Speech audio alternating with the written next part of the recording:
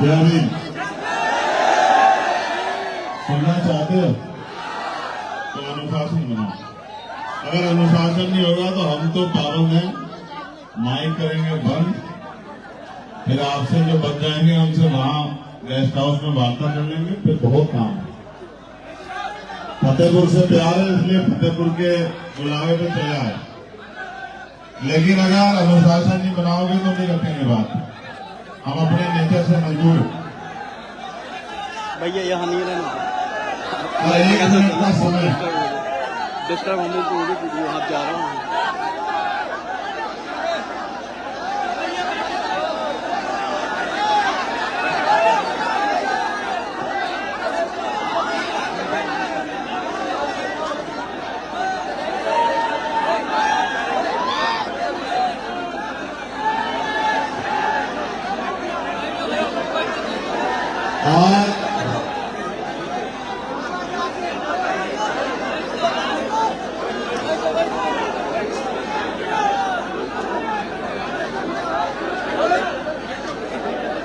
आपके विषय में भी हम बात रखेंगे, आप चिंता मत करो, आपके विषय में बात रखेंगे, लेकिन बैठ जाओ। ये जो वॉलंटियर हैं, ये जो घूम रहे हैं, ये बैठ जाओ। ये मीडिया वालों को मत छोड़ो, बेचारा अपना काम कर रहे, बैठ जाओ। तुम लोग बैठ जाओ। ये जो वॉलंटियर है, ये बीच में जो भैया खड़ा है, बैठ जाओ, बैठ बैठ बैठ बैठ, आ जाओ, जल्दी आ जाओ। सर्वप्रथम तो आज इस कार्यक्रम में मुझे आने का मौका मिला है। मैं राजनीतिक सभाओं में जाता हूं, आंदोलन में जाता हूं, समय समय के साथ सामाजिक कार्यक्रमों में भी जाता हूं। और आज मुझे जाति तोड़ो समाज जोड़ो सामाजिक न्याय महासम्मेलन में मुख्य अतिथि के रूप में बुलाया गया है। ये जो कार्यक्रम है, इसकी बुनियाद है लौह पुरुष सरदार वल्लभ भाई पटेल और चौधरी महाराज सिंह भारती जी की जयंती। मैं सर्वप्रथम इन दोनों महापुरुषों को इनके जयंती के अवसर पर बहुत बहुत जो है आप सभी को मंगल कामनाएं भेंट करता हूं, पूरे देशवासियों को, और आज इस मंच से उनको नमन करता हूं। उनके साथ साथ जितने भी पंडाल में महान पुरुषों की तस्वीरें लगी हैं, महामानव तथागत बुद्ध से लेके संत शिरोमणि सतगुरु रविदास जी महाराज, भगवान वाल्मीकि महाराज, गुरु नानक देव, संत कबीर, और क्योंकि ये भारत, इसकी पहचान सम्राट चंद्रगुप्त मौर्य से है, सम्राट अशोक से है, तो मैं आज अपने उन पुरखों को भी याद करता हूं। मैं याद करता हूं बिरसा मुंडा, भगवान बिरसा मुंडा जी को। मैं याद करता हूं महामना रामसिंह वर्मा जी को। मैं याद करता हूं महाराजा बिजली पासी जी को। मैं याद करता हूं सर छोटू राम को। मैं याद करता हूं राष्ट्रपिता ज्योतिबा फूले को। मैं याद करता हूं छत्रपति साहू जी महाराज को। मैं याद करता हूं छत्रपति शिवाजी महाराज को। मैं याद करता हूं मां फूलन देवी को। मैं याद करता हूं बाबू जगदेव प्रसाद कुशवाहा को, जननायक कपूरी ठाकुर को, संत राम बीए प्रजापति को, बाबू शिवदयाल चौरसिया जी को। मैं याद करता हूं मान्यवर दीना भाना वाल्मीकि जी को, संत गाड़गे जी महाराज को, वीपी सिंह जी को, और मैं याद करता हूं मेरे गुरु मान्यवर साहब श्री काशीराम जी को। मैं सभी महान्यायिकाओं का भी आज जो महानायिकाएं हमारे यहाँ जन्मी है, माँ अवंतिका बाई लोधी, माँ झलकारी बाई कोरी, माँ उदा देवी पासी, माँ रमाबाई, माँ सावित्री बाई फूले, मैं उन सब वीरांगनाओं को भी याद करता हूँ। बहुत शानदार मंच, इस मंच पर उपस्थित भाई नीरज पटेल जी, बहुत ही हम सबके बड़े आदरणीय रामेश्वर पवन जी, उत्तर प्रदेश की विधानसभा के बहुत ही शानदार विधायक, और मेरे भाई आर.के. वर्मा जी, मेरे साथ चल के आए सौरभ किशोर जी, कौशल जी, इस कार्यक्रम में अपना योगदान देने वाले और उसके अलावा भी बहुत से सम्मानित नेतागण, सामाजिक कार्यकर्ता, सामाजिक नेता, समाज का नेतृत्व करने वाले बहुत जिम्मेदार साथी सब मंच पर बैठे हैं। मैं उनका भी बहुत बहुत धन्यवाद और अभिवादन करता हूं। साथ में कार्यक्रम को संचालन कर रहे भाई डॉक्टर अनु पटेल जी, कार्यक्रम के सहयोग अर्पित पटेल जी, सतनाम गौतम जी सहयोगी, शिव कुमार जी, संजय वर्मा जी, आनंद जाटव जी, अवधेश पहलवान जी, प्रदीप गौतम जी, धर्मेंद्र चौधरी जी, मेघराज सिंह, राजेश पाटिल जी, प्रियांशु गौतम जी, शिवबरन रावत जी, महेंद्र टाइगर जी, दिनेश गौतम जी, सत्येंद्र गौतम जी, सुरेश कोरी जी और गौरे पासी जी। मैं इन सब भाइयों का भी बहुत बहुत धन्यवाद करता हूं कि इन्होंने ये ऐतिहासिक कार्यक्रम किया और मुझे यहाँ बुलाया। हालांकि ये बात भी सत्य है कि उपचुनाव चल रहे हैं, ये भी बात सत्य है कि महाराष्ट्र और झारखंड में भी चुनाव चल रहे हैं, ये भी बात सत्य है कि राजस्थान में, बिहार में और मध्य प्रदेश में भी चुनाव चल रहे हैं। लेकिन चुनाव तो चलते रहेंगे, चुनाव आते हैं, दल लड़ते हैं, लोग जीतते हैं, सरकारें बनती हैं, सरकारें गिरती हैं।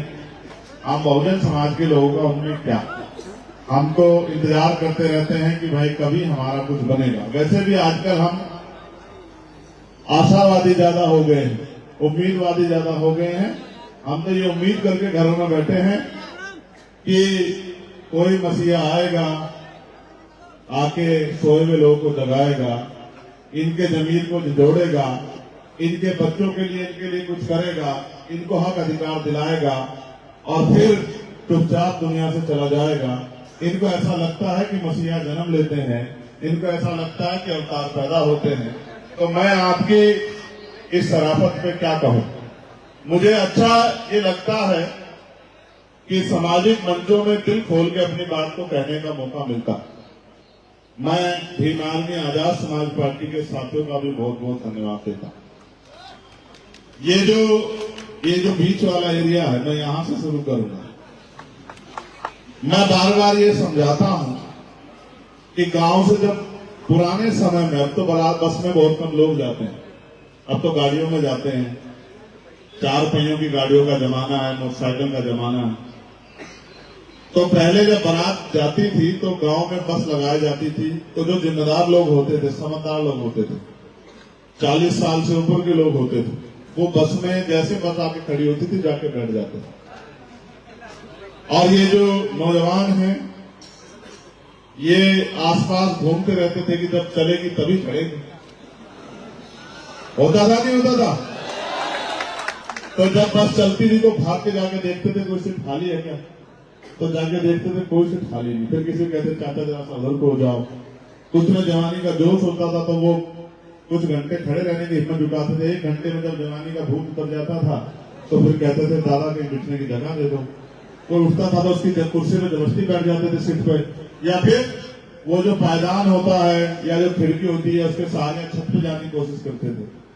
आज भी आप लोगों ने ऐसा ही किया, बहुत देर तक बाहर घूमते रहे, कुछ लोग मेरे साथ आए और फिर जब कहीं जगह नहीं मिली तो थोड़े थोड़े एडजस्ट होने लगे। वैसे भी भारत के लोगों को एडजस्ट होने की बड़ी आदत है, थोड़ी सी जगह मिल जाए, थोड़ा सा सरक जाओ, चलो हक अधिकार नहीं मिल रहे तो राशन तो मिल रहा है, राशन भी नहीं मिल रहा तो कम से कम खुली हवा में सांस लेने के अधिकार तो मिल रहा है। आजादी तो यही बहुत है। गुलाम के लिए इससे ज्यादा और क्या उम्मीद करोगे आप गुलाम के लिए। मुझसे पहले कई वक्ताओं ने कहा जो नालायक लोग थे वो खड़े रहे, जो लायक थे बैठ गए। जिनमें थोड़ी सी भी गैरत थी उन्होंने वक्ता की बात को माना, संचालककर्ता की बात को माना, वो चुपचाप बैठ गए।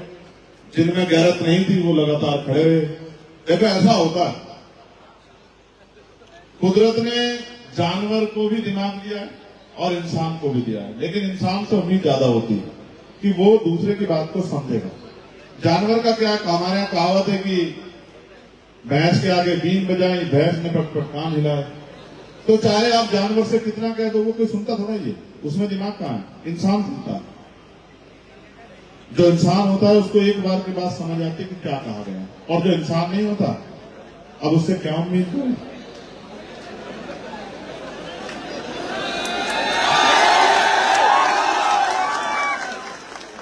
अगर नीला कपड़ा पहनने से क्रांतिकारी बनते तो तुम्हारी सड़कों पे सरेआम हत्या नहीं होती। नीला कपड़ा पहन के क्रांतिकारी बनते तो वहां ठेकों के बाहर लाइन लग के नहीं गिरे पड़े होते तुम लोग। ठीक है, सच मुझसे मत कहलवाओ। मैंने बड़े क्रांतिकारी देखे हैं, मंचों में बढ़िया भाषण देते हैं, घर में जाकर अंधविश्वास पाखंडवाद को खूब बढ़ावा देते हैं। मैं बहुत सारे परिवारों से वाकिफ हूं, मैं जानता हूं। खैर छोड़ो, आज उस पर बात नहीं करेंगे, आज आगे बढ़ेंगे। मेरी दो चीजें बड़ी स्पेशल है, मैं उन पर कोई समझौता नहीं करता हूं। पहली है, बहुत दिन पहले मैंने माला पहनना छोड़ दिया था और वो घटना मैं कई बार दोहराता हूं कि आपको पता लगे, आप ये ना समझे कि भाई पता नहीं क्यों स्वागत को मना कर देते हैं, कोई नाराजगी है क्या? नहीं, ऐसा नहीं कि नाराजगी।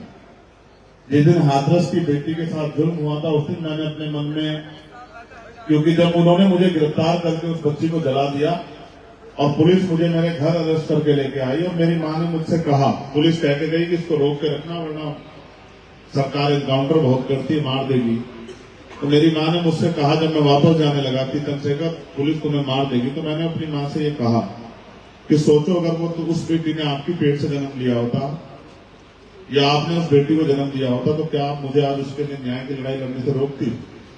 तो मेरी मां को मेरा दर्द समझ आया और मेरी मां ने मुझसे कहा कि जाओ कोशिश करो कि उस बेटी को न्याय मिले। उस दिन मैंने तय कर लिया था कि जब तक इस देश में बहन बेटियों पे जुल्म नहीं बंद होगा तब तक मैं माला नहीं पहनूंगा। अभी वो लड़ाई बहुत दूर है ना। मैं ऐसा नहीं कि मैं फूलों की नहीं पहनता, नोटों की पहन लेता हूं। ये भी सच है कि मैं किसी भी तरह की माला नहीं पहनता और मेरे अपने नियम में मैं उनको निभाता हूं। एक नियम मैंने बनाया कि वैसे हम स्वाभिमान की बात करते हैं, वैसे हमें पैर छुआने में बड़ा मजा आता है। ये देश जो है नायक पूजा का देश है। हम बाबा साहब अम्बेडकर को मानने वाले लोग हैं। बाबा साहब कहते थे कि धर्म में तो नायक पूजा अच्छी बात है, लेकिन मिशन में, राजनीति में नायक पूजा अच्छी बात नहीं, क्योंकि जब आप किसी को नायक बना देते हैं तो फिर वो तानाशाह हो जाता है और तानाशाह जो है अक्सर विनाश को आमंत्रित करता है। तो मैं पैर छूने से मना करता हूं। मैं आपको नीचे के लेवल पर भी कहूंगा, हमसे जो बहुत बड़े हैं, हमारी दादी की उम्र के हैं, दादा की उम्र के हैं, बड़े हैं, जिनका आप बहुत दिल से रिस्पेक्ट करते हैं, उनके पैर छू लो, चलो ठीक है, संस्कार के तौर पर ठीक है, मैं इसको भी सही नहीं मानता। मैं खुद कोशिश करता हूं कि किसी को अपमान ना महसूस हो, मैं कर लेता हूं, लेकिन मैं आपको कहना चाहता हूं, मैं इस लायक नहीं अभी और मैं होना भी नहीं चाहता। मैं विचार को त्यागना नहीं चाहता कि आप मेरे पैर छूए।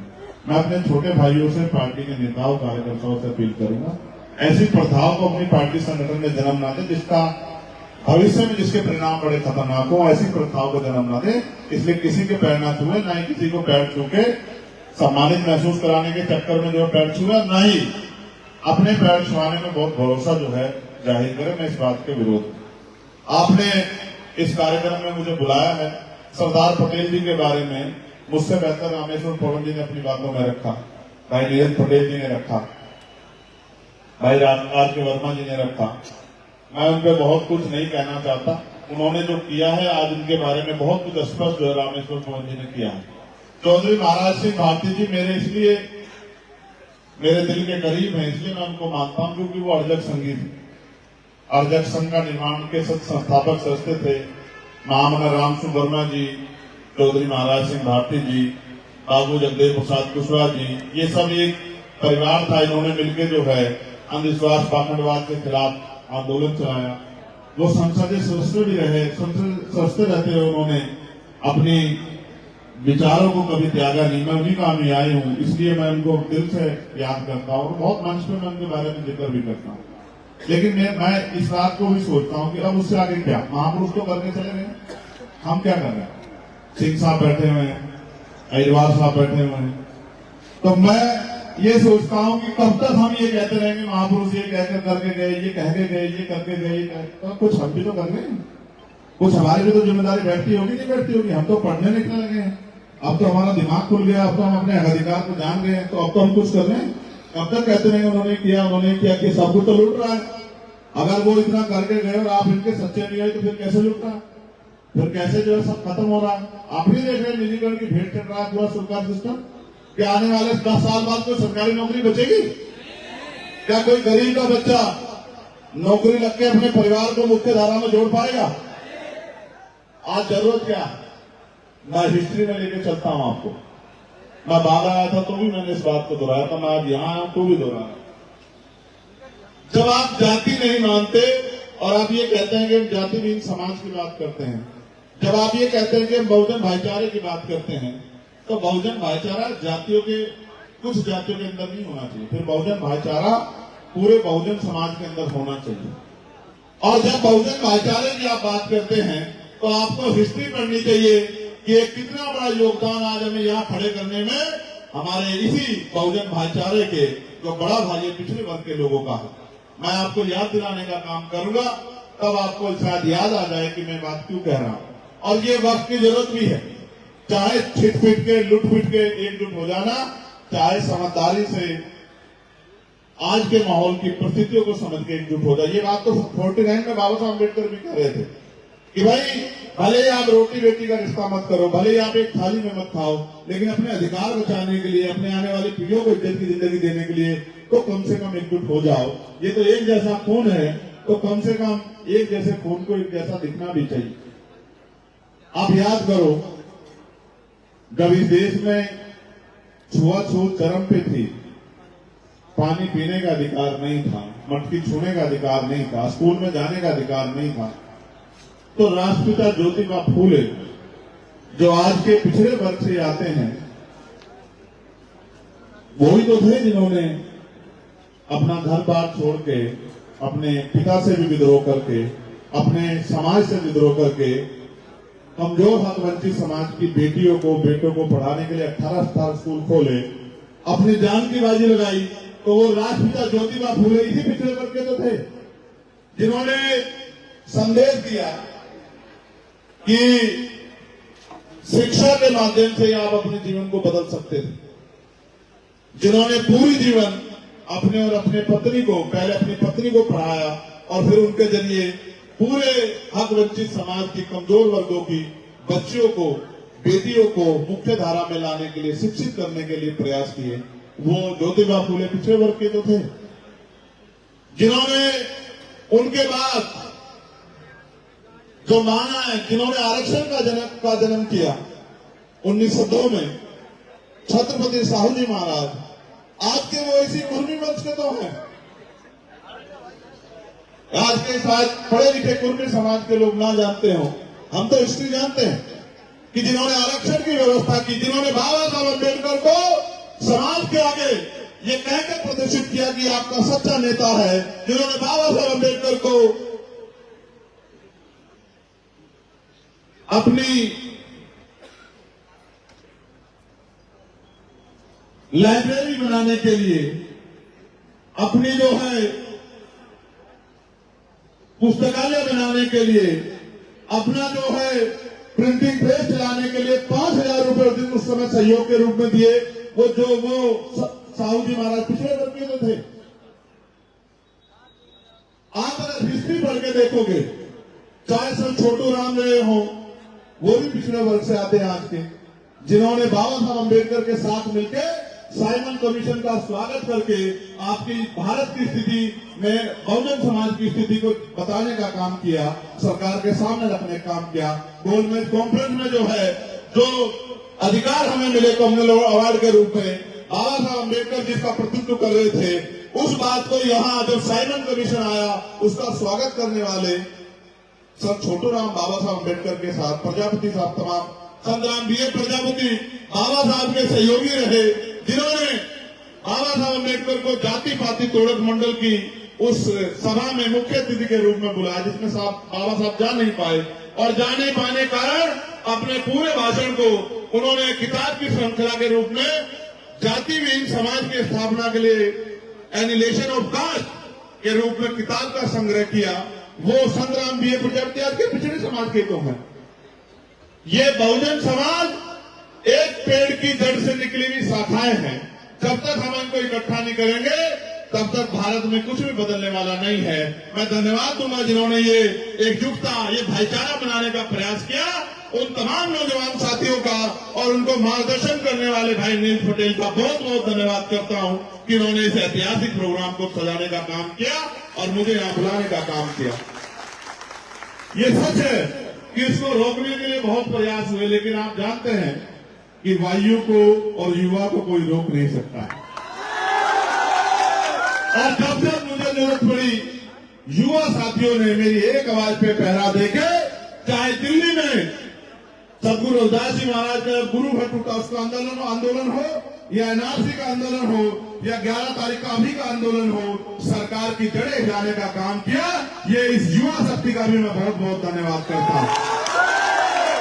आज इस मंच के माध्यम से आपके आंदोलन को और गति देने वाले मैं नगीना के सम्मानित साथियों का भी बहुत बहुत धन्यवाद करता हूं इस मंच के माध्यम से। और मेरे चुनाव में एक एक पैसा गांव से इकट्ठा करके नगीना भेजने वाले मैं भीम आर्मी आजाद समाज पार्टी और बहुजन समाज के तमाम साथियों का बहुत बहुत धन्यवाद करता हूं।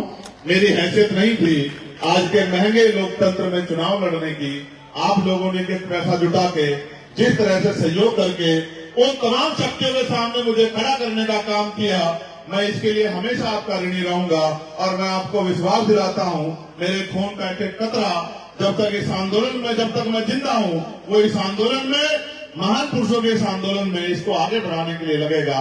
और जब तक मेरे अंदर सांस है, मैं अपना काम ईमानदारी से करता रहूंगा।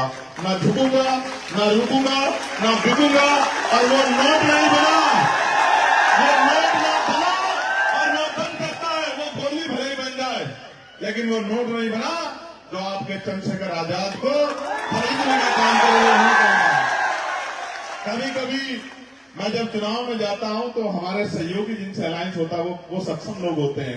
मैं उनके हेलीकॉप्टर में भी सफर करता हूं, उनके हेलीकॉप्टर के जरिए प्रचार भी करता हूं, क्योंकि चुनाव में समय कम होता है। इसका मतलब ये नहीं कि मैं अपनी स्थिति को भूल जाता हूं, अपने समाज को भूल जाता हूं, गरीब समाज को भूल जाता हूं। मैं कहीं भी रहूं, मैं पार्लियामेंट की सुनहरी बिल्डिंग में रहूं, या मैं किसी 5 स्टार होटल में रहूं, या मैं सामान्य मंच में रहूं, या गेस्ट हाउस में रहूं, या गांव के अपने गरीब मकान में, या झोपड़ी में कहीं रहूं, मुझे आज भी याद है कि मैं किन लोगों में से हूं और मुझे किन के लिए लड़ना है, किन को मेरी जरूरत है और कौन मुझसे उम्मीद करते हैं। मैं वचन देने कहता हूं, फतेहपुर की सरजमी से जब तक बहुजन समाज की इस गुलामी की बेड़ियों को नहीं काटेंगे, तब तक हम लोग रुकने वाले नहीं। और कोई ऐसा कठिन रास्ता नहीं बना जो हमें रोकने का काम कर दे। मैं पुनः आपसे आग्रह करूंगा कि आप वापस बैठ जाएं। मैं आपको समझता हूं, अभी आप यंग लोग हैं, अभी आपको धीरे धीरे आगे बढ़ना है। और जब आप धीरे धीरे आगे बढ़ेंगे तो बहुत सारे कठिन रास्ते, आपका कठिनाइयां आपके रास्ते में आएंगी। उन कठिनाइयों से घबराना नहीं है। आओ मुद्दों की बात करें। मैंने आपको पिछड़े समाज के साथियों के, महापुरुषों के योगदान के बारे में बता दिया। अब मैं आपसे बात करता हूं आज की परिस्थिति में। मैं पीछे नहीं जाऊंगा, बहुत पीछे नहीं जाऊंगा। आज मैं आज की परिस्थिति पे बात करूंगा। मैंने 3 दिन पहले एक लेटर लिखा था। वो लेटर मैंने लिखा था उत्तर प्रदेश की सरकार को। उसमें मैंने पूछा था कि भाई आप ये बताओ, चीफ सेक्रेटरी उत्तर प्रदेश, कि नीचे से ऊपर तक मैं चाहता तो उसमें ओबीसी भी जोड़ देता, मैं चाहता तो उसमें अल्पसंख्यक समाज भी जोड़ देता, मैं चाहता तो उसमें मुस्लिम समाज भी जोड़ देता। लेकिन मैं जानता था कि जहां मैं इनको जोड़ने की बात करूंगा वहीं वो तरह तरह की उल्टी सीधी बातें चलाएंगे। इसलिए मैंने वो कोरा खत लिखा कि सीधे पहले जिम्मेदारी से बात की जाए, SC ST के हालात के बारे में जाना जाए। मैं जानता हूं क्या हालात है, लेकिन मैं चीफ सेक्रेटरी के जवाब का इंतजार कर रहा हूं। मैंने पूछा है कितने प्रमुख सचिव हैं SC ST के, उत्तर प्रदेश के सचिवालय में बताने का काम करो। बताओ कितने अपर सचिव हैं उत्तर प्रदेश के जो मुख्य पदों पे, की पोस्ट पे आपने बिठाए हैं। इसका डाटा मैंने मांगा है। मैंने डाटा मांगा है कि 18 कमिश्नरियों में कितने कमिश्नर SC ST के, मैंने डाटा उनसे मांगा है। मैंने डाटा उनसे मांगा है कि उत्तर प्रदेश में 75 जिलों में कितने SP और SSP हैं SC ST समुदाय के, जिनको आपने चार्ज दिया है। ये डाटा मैंने उनसे मांगा है। मैंने डाटा उनसे मांगा है कि 75 जिलों में कितने DM, कितने ADM, कितने SDM, कितने कानूनगो, कितने तहसीलदार आपने SC ST के इन वर्गों के लोगों को जो है कर्मचारियों को बनाने का काम किया है। मैं इस सरकार से जानना चाहता हूं, जो सरकार वादे करते कटेंगे तो बटेंगे, हमें कटने बटने की जरूरत नहीं है, हमें तो पढ़ने की जरूरत है, अपने महापुरुषों को पढ़ने की जरूरत है और पढ़ के आगे बढ़ने की जरूरत है। साथ साथ चलेंगे, पढ़ेंगे और आगे बढ़ेंगे, लेकिन किसी की साजिश का शिकार नहीं होंगे। ये कटने बटने वाले लोग, बहुत मुझसे पहले भाई ने बताया था, ये काटने बांटने वाले लोग, बताओ इस व्यवस्था को किसने बनाया? किसने छुआछूत बनाई? किसने ऊंच नीच बनाया? किसने वर्ण व्यवस्था बनाई? किसने जाति व्यवस्था बनाई? किसने काटा? किसने बांटा? और हम तो जब एकजुट थे, जब हम अपने अधिकारों की बात भी नहीं करते थे, तो भी हम लोग इस देश में कटते थे और आज भी हम लोग इस देश में कट रहे हैं। अब हम कटेंगे नहीं और बटेंगे भी नहीं। अब हम पढ़ेंगे और आगे बढ़ेंगे, अपना अधिकार छीन के ले लेंगे और किसी भी कीमत पे अब रुकने वाले नहीं है। यही संदेश मैंने जो है मुख्यमंत्री जी के भेजने का काम चीफ सेक्रेटरी के माध्यम से किया है। आज मैंने एक और लेटर लिखा, उसमें मैंने पिछले वर्ग के कर्मचारियों के विषय में मुख्यमंत्री चीफ सेक्रेटरी से पूछा, ये कागज का पन्ना है लेकिन ये चोट कहाँ लग रही है, आप मेरी बात को याद रखना, मैं आपको दिखाऊंगा। क्या तो चीफ सेक्रेटरी जवाब नहीं देंगे? अगर जवाब नहीं देंगे तो मैं पार्लियामेंट में इस क्वेश्चन को पुट अप करूंगा और मैं SC वेलफेयर कमेटी का मेंबर हूं, मैं सरकार से जवाब मांगने का काम करूंगा। कि एक मेंबर ऑफ पार्लियामेंट को आप रिप्लाई नहीं कर रहे हो, जवाब नहीं दे रहे हो, स्थिति नहीं बता रहे हो, आंकड़े नहीं दे रहे हो, तो आम आदमी को आप क्या बताओगे? फिर अगर जवाब दे दिया तो जवाब इतना खोखला है कि आप देख के डर जाओगे कि नामचारे अधिकारी कर्मचारी भी SC ST OBC के पोस्टिंग नहीं। और अगर कोई है तो उसे ये कहा गया है कि अगर SC ST OBC समुदाय के लिए काम करोगे तो अगले दिन चार्ज पे नहीं रहोगे, चार्ज पे वो रहेगा जो हमारे हिसाब से काम करेगा। ये कौन सा लोकतांत्रिक प्रदेश है जहाँ कौन सा संविधान सरकारें चल रही है? बुलडोजर लोगों के घरों पे चल रहा है। अब तो पुलिस कस्टडी में लोगों की मौत होने लगी है और कोई जवाब सरकार के पास नहीं है। मुझे बड़ी दुख है, पीड़ा है पांडे जी के साथ जो अभी हुआ लखनऊ में, मुझे बहुत दर्द। मैंने उनकी पीड़ा को, उनके परिवार की पीड़ा को उठाने का काम किया, मुझे बहुत तकलीफ है। उनकी संख्या कम है, उनकी बात उठाने वाले लोग कम है, मुझे उनके लिए बहुत तकलीफ है। लेकिन मुख्यमंत्री जी ने उनकी तकलीफों को सुनते हुए उनके परिवार को बुलाया, उनकी पीठ पे हाथ रख के विश्वास दिलाया कि आप अकेले नहीं। उनकी 10 लाख रुपए की मदद भी की, कार्रवाई का भरोसा भी दिया। लेकिन वहीं अमन सोनकर रहता है, बहुत थोड़ी सी दूरी पे, लेकिन अमन सोनकर उनके परिवार को नहीं बुलाया, उसकी भी पुलिस द्वारा हत्या हुई। उसके परिवार ने बताया, बड़ा चर्चित भी रहा, मैं उस परिवार के घर भी गया, लेकिन उसको मुख्यमंत्री जी से नहीं बुलाया। अब क्यों नहीं बुलाया ये तो मुख्यमंत्री खुद बता सकते हैं। पहले उनके यहाँ कहा जाता था, जो उनके यहाँ आते थे उनकी जन सुनवाई में कि नहा धो के आया करो। अब पता नहीं क्या बात है, मुझे नहीं पता कि लखनऊ में रहते हुए मुख्यमंत्री जी को अमन सोनकर का दर्द क्यों नहीं दिखाई दिया, क्यों उस परिवार के मुआवजे की बात नहीं हुई, क्यों उनकी पीठ पे हाथ नहीं रखा गया। बात तो सबके साथ सबके विकास की बात करते थे, बात तो पूरे हिंदुत्व की बात करते हैं। तो क्या आज भी SC ST हिंदुत्व का ऐसा नहीं है? आपके तथाकथित हिंदुत्व का ऐसा नहीं है? इसका जवाब मुख्यमंत्री को देना चाहिए। मुझे आना चाहिए था फतेहपुर बहुत दिन पहले, क्योंकि बहन प्रिया मौर्य को न्याय नहीं मिला है। आज भी इसका परिवार न्याय की मांग कर रहा है।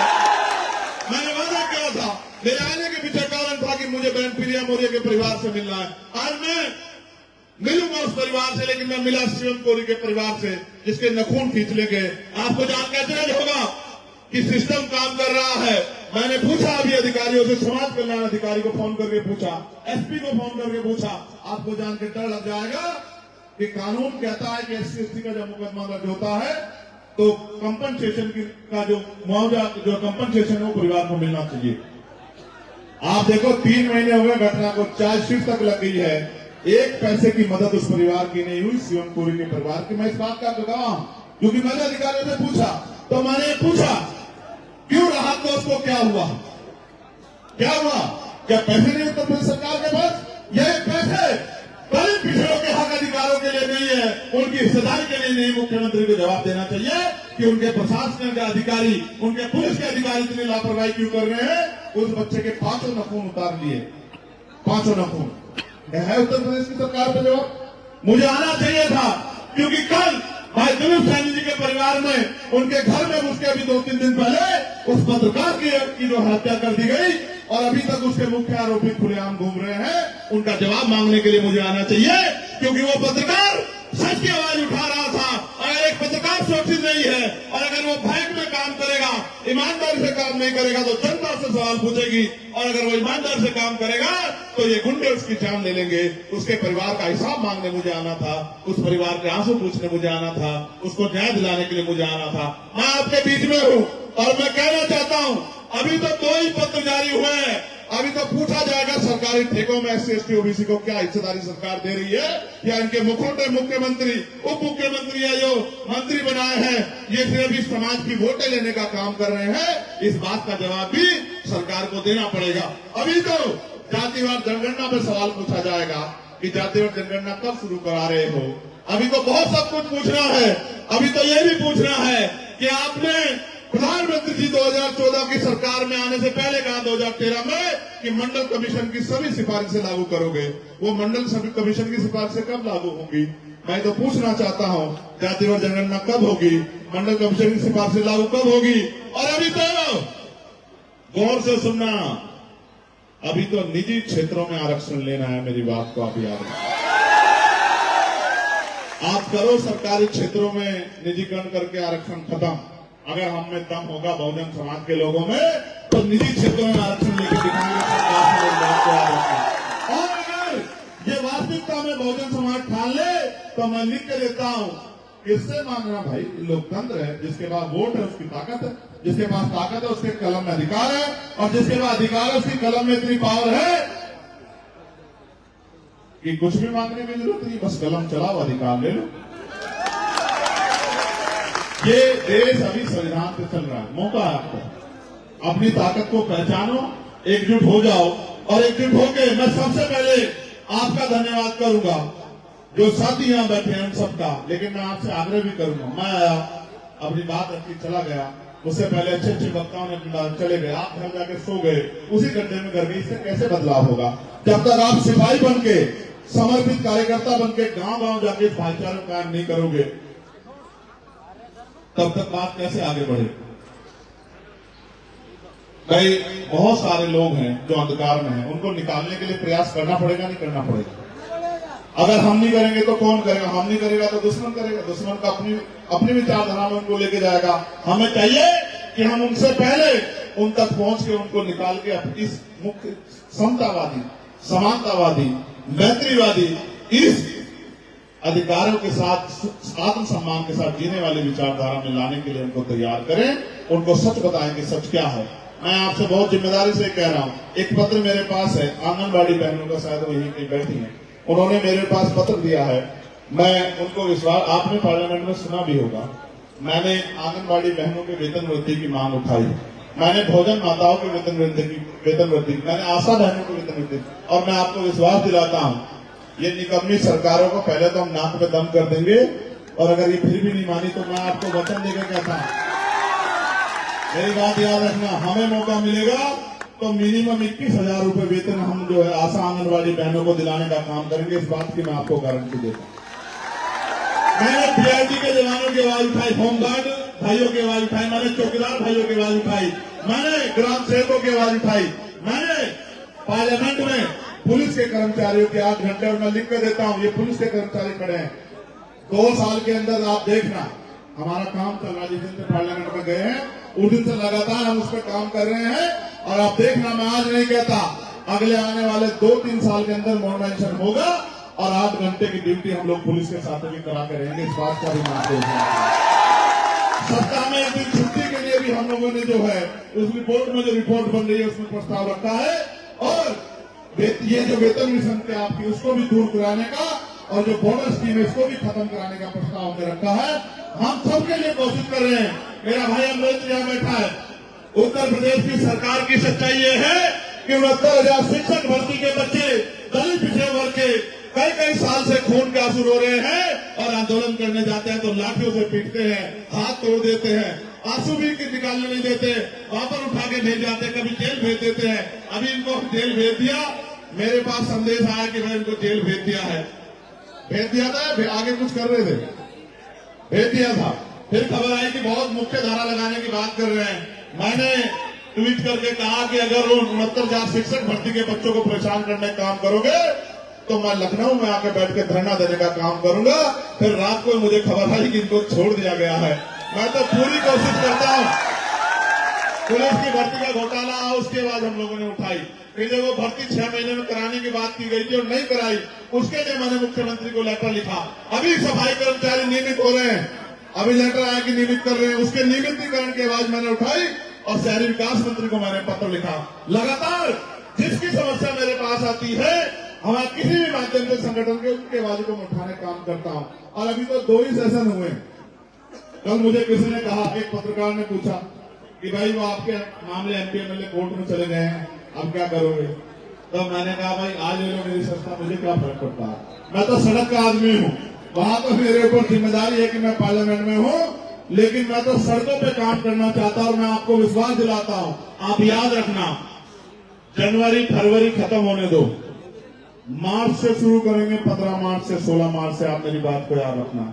और उत्तर प्रदेश का कोई कोना नहीं छोड़ेंगे, जहां नहीं जाएंगे। हर एक गांव तक, हर एक कस्बे तक, हर एक तहसील तक पहुंचने का काम करेंगे और जमीनी तौर पे जो है बहुजन समाज में भाईचारा पैदा करने का काम करेंगे। आप रूखी खिलाओगे, रूखी खाएंगे, आप सूखी खिलाओगे, सूखी खाएंगे। कोई 5 स्टार होटल नहीं चाहिए, कोई महल नहीं चाहिए, कोई पनीर नहीं चाहिए, पकवान नहीं चाहिए। आप चटनी से खिलाओगे तो चटनी से खाएंगे। किसान के बेटे अपने अपने हैसियत को जानते हैं। आप जैसे रखोगे, आप सूखे में रखोगे तो सूखे में रहेंगे, आप गीले में बिताओगे तो गीले में रहेंगे। कोई मांग नहीं करेंगे, लेकिन आपसे ये बात जरूर लेके आपके बीच में आएंगे कि आप इस तानाशाही सरकार को उखाड़ फेंकने की तैयारी कर लो, क्योंकि अब इसके अलावा कोई रास्ता नहीं है। अगर बुलडोजर और तमाम तरह से जो परेशानी आपके सामने खड़ी की जा रही, आप ये देखिए, ये बुनियादी बात मैं आपसे कर रहा हूं। 70 साल पहले जो लोग उत्तर प्रदेश में, देश में कई जगह जिनके पास जमीनें नहीं थी, वो स्थापित हो गए हैं। आजादी से भी पहले जो वहां रह रहे हैं, आज उनके मकान पक्के बन गए, नए नए ऑर्डर आते हैं कि भाई ये बस्ती तो अवैध है, इसको खाली करो, खाली करो। सरकार का काम बसाने का होता है, सरकार का काम उजाड़ने का नहीं होता। क्योंकि जहां दलित पिछड़े वर्ग के लोग रह रहे हैं, मुस्लिम समाज के लोग रह रहे हैं, वहीं की बस्तियां उजाड़ी जा रही है। जहां इनके चहेते रह रहे हैं, वहां की बस्तियों को छुआ नहीं जा रहा है। ये लखनऊ में अभी हुआ, हमने अपनी आंखों से देखा। मैं आपको विश्वास दिलाता हूं, सतगुरु रविदास जी महाराज ने कहा था, मेरी इस बात पर गौर करना। एक बार ऐसे ही सभा में उनके एक अनुयायी ने पूछा कि भाई गुरुजी हम इतना संघर्ष करते हैं, काम करते हैं, मेहनत करते हैं, पसीना बहाते हैं, लेकिन हमें सुख शांति का जीवन क्यों नहीं मिलता? गौर करना नौजवान, मेरे नौजवान बहादुर साथियों, इस पर गौर करना। तो सतगुरु जी ने कहा, रविदास मानु सुखी बसनु सुकर है दो ठाव, 100 स्वराज माही दूसर मरगट गांव। कि भाई अगर सुख शांति का जीवन चाहिए तो 2 ही रास्ते हैं। जीते जी सुख शांति मिलेगी, स्वराज माही अपने राज में अपना राज लाओ, और मरने के बाद मिलेगी शमशान घाट में, कब्रिस्तान में। नीरज भाई कह रहे थे कि गया हुआ बताता नहीं, क्या कहते भाई, मरा हुआ आता नहीं, जिंदा जाता नहीं और मरा हुआ बताता नहीं। तो सुख शांति चाहिए, जीते जी तो राज लाना पड़ेगा, बिना राज के अलावा कोई रास्ता नहीं है। और ये बात बाबा साहब अम्बेडकर भी कह के गए हैं कि पॉलिटिकल पावर का मास्टर की आपकी सारी समस्याओं का हल सत्ता है, सत्ता लाओ, राज लाओ, तभी जाके बदलाव होगा। और जब उनसे पूछा गया कि राज कैसा होना चाहिए, राज तो अभी भी चल रहा है, डबल इंजन की सरकार का तीसरी बार का राज तो अभी चल रहा है। राज कैसा होना चाहिए, इस बात को भी सुन लो। ऐसा चाहूं राज में जहां मिले सबनु अन्न, और छोटे बड़े से सब संबसे रविदास रहे बंधन।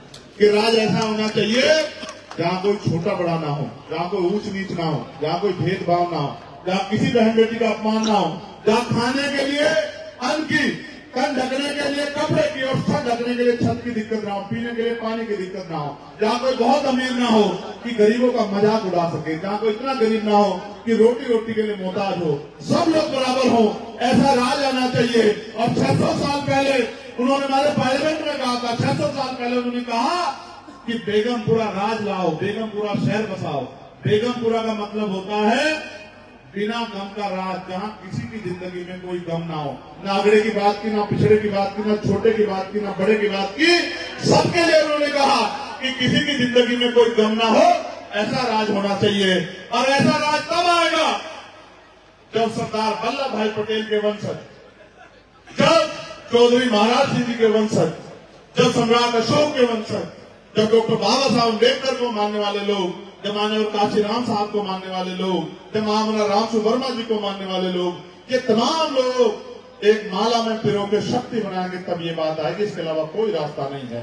तो मैं तो भाईचारा बनाने के लिए निकलूंगा। मेरा विश्वास है आपके भरोसे, मेरे पास आपके अलावा क्या अच्छा बता, मेरे पास तो कुछ नहीं आपके अलावा। मेरी तो ताकत आप हो, मेरी तो हिम्मत आप हो। और जब मैं इस लड़ाई को लड़ने जाता हूं तो पहले तो जेल ही काटनी पड़ती थी, मुकदमे झेलने पड़ा, तो गोलियां खाने लगे। ये गोली वोली मेरा रास्ता नहीं रोक सकती, मेरी बात को आप याद रखें।